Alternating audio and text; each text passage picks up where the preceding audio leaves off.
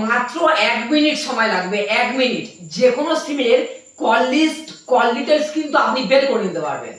ধরে নিন আমার বাড়িতে একটা আমি ফোন রেখে দিয়েছি, আর আমার ওই ফোন দিয়ে আমার ভাই অথবা আমার বোন কারোর সঙ্গে চুপি চুপি কথা বলছে, আর আমি যখনই ফোনটা ঘেটে দেখছি তখন কিন্তু ওখানে কোনো নাম্বার আমি দেখতে পাচ্ছি না, কারণ ও ফোন করে নিয়ে ও ওখান থেকে নাম্বারগুলো ডিলিট করে দিচ্ছে। আর আমি বুঝতেই পারছি না আমার বোন অথবা আমার ভাই কার সঙ্গে কথা বলছে। তো এখন থেকে একদম সহজেই যে কোনো ফোনের কল লিস্ট, কল ডিটেলস আপনি কিন্তু বের করতে পারবেন। আর এটা করার জন্য আপনার শুধু একটা অ্যাপ ইনস্টল করতে হবে। অ্যাপসটি ইনস্টল করার জন্য প্লে স্টোরতে চলে যাবেন। প্লে স্টোরতে গিয়ে সার্চ করবেন E2PDF SMS call backup restore. এই অ্যাপসটা ইনস্টল করবেন। অ্যাপসটা ইনস্টল করা হয়ে গেলে ওপেন করে নেবেন।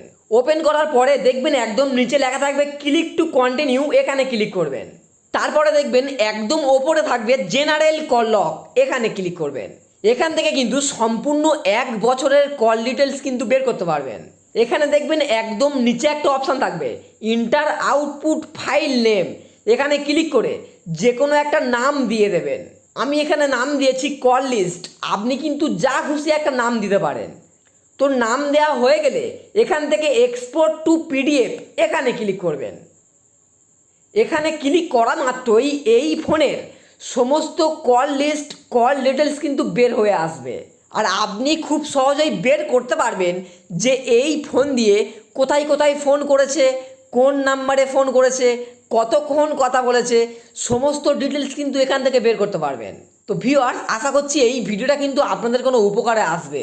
সত্যিই যদি কোনো উপকারে আসে ভিডিওতে মাস্ট একটা লাইক করবেন।